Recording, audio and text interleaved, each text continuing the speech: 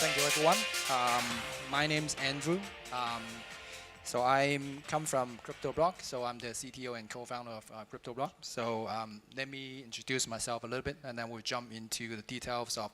I'd like to introduce what blockchain is and how it can be, cooperating with this nice robot together.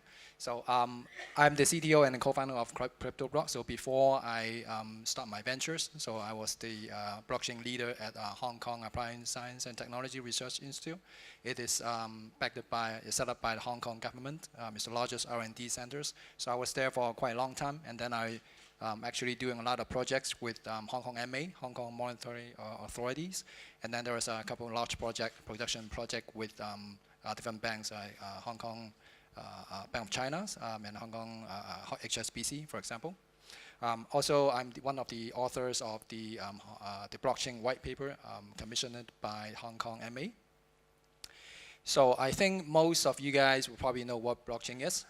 It's actually start from Bitcoin, so everybody know Bitcoin is. So I think back into 2010, so probably nobody knows about Bitcoin. So at that time, there's a very few use cases of using blockchain technologies. So I heard that people were actually spending 10,000 Bitcoin to buy 2 pizzas at that time. So that was probably be the most expensive pizza in the world. So it costs around 70 million US dollar at today. So at that time, we don't have any much use case at that time. So, but now we have many different use cases, including the robotic as well. So blockchain, so they have a very good fundamental cryptographic in the base layers, and then once you put stuff in, it's hard to change it. It's not easy to change it.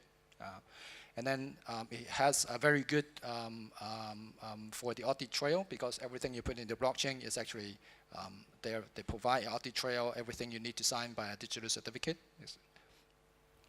So there is a lot of different use case now in the world. So you can see in the map. So I think Hong Kong, we also have many useful use case now. Hong Kong MA is actually driving this, and then there is a lot of different company actually doing the blockchain applications, including other banks. So Hong Kong, we have trade finance applications, starting with the major banks. And then we have the property evaluations project, starting in Hong Kong as well. And then if you look into Singapore, Singapore is also one of the most active countries, doing a lot of application in blockchain. So they have the settlement, the interbank settlement blockchain project. And then if you look around China, so they are starting to have more projects around blockchain now. So if you look into this world, so there is many different use cases now. So, but there is some good use case of using blockchain. There are some bad case of using blockchain. So blockchain is not a magic. So we need to think, whether it is a use case to use blockchain. So I think this is the no-brainer. So by 2020, there will be a lot of people using blockchain for productions run. So this is just an estimate.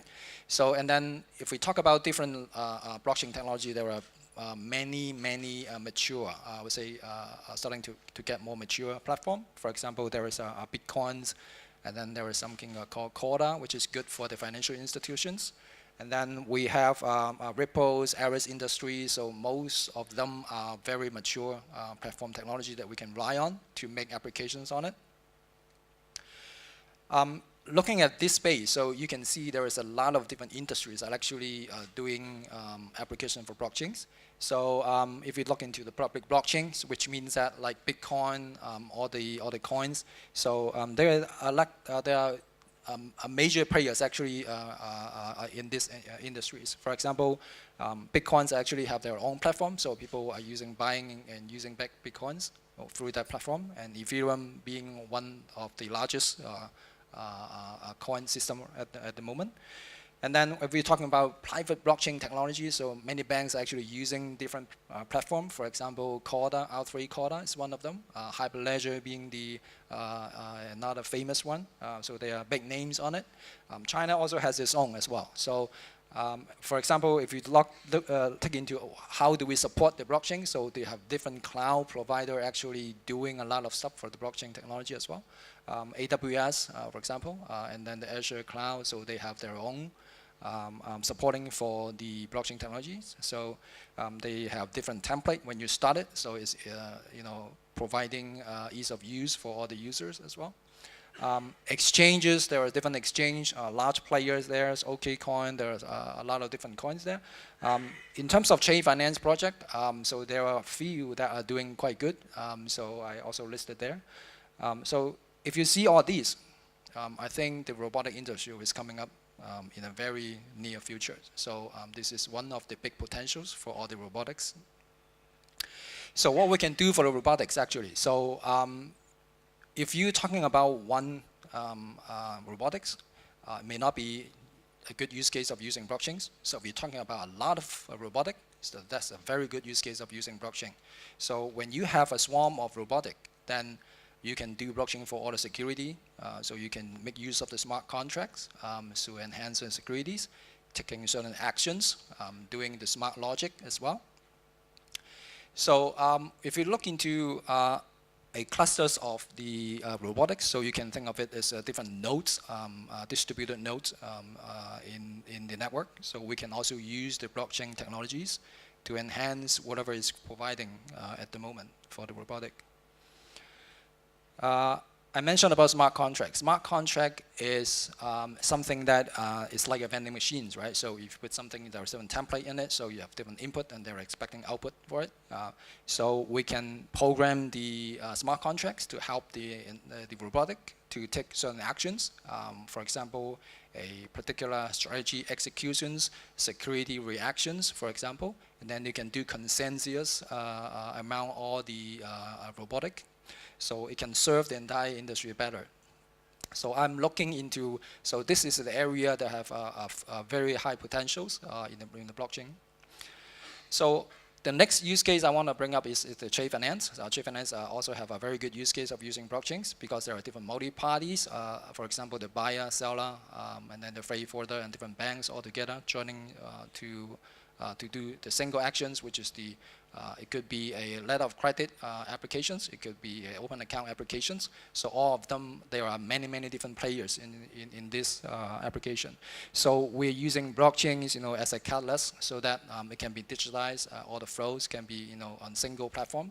But this platform is not controlled by anyone, so it's controlled by all the parties together. So it removes the central party who has the power to alter anything. Because the blockchain nature is once you put stuff in, it's hard to change it. So, but there are certain considerations in the futures that we need to look into. For example, if there are different nodes to be deployed in the applications, so how many of them should we have a minimum numbers of nodes that we should deploy? That is something that we need to look into. And then also the throughput, what is the throughput, what is the requirement, any data that you put into the blockchains, any data size we're looking into. So those things that we need to look into. And also, most of the application doesn't come with the high availability. So, but this is one of the things that required by the banks, required by most of the industry. If you're talking about the production run of the blockchain applications, so these two things, the XA and the DR, the disaster recovery, these two things are the key points. So in the future, we were looking into all this to make the entire blockchain technology more mature. And then the security and privacy considerations, if we put all the nodes, or if we share around all the data in all different nodes, is that fit your business requirements? So those things we need to also consider that before we deploy everything in the blockchain network. Also, if you're being one of the node being attacked by the attackers, so how can we revoke the node? How can we revoke that thing? So that thing we need to put into considerations. In summary, so I'm happy to look into this robotic industry. So I think there is a huge potentials for robotic to work together with the blockchain technology. Okay, so I think my sharing is here. So I would like any question I can take it offline. Thank you. Thank you, Andrew, for your presentation. Please remain on stage. 请您在台上稍等一下啊，我们接下来要进。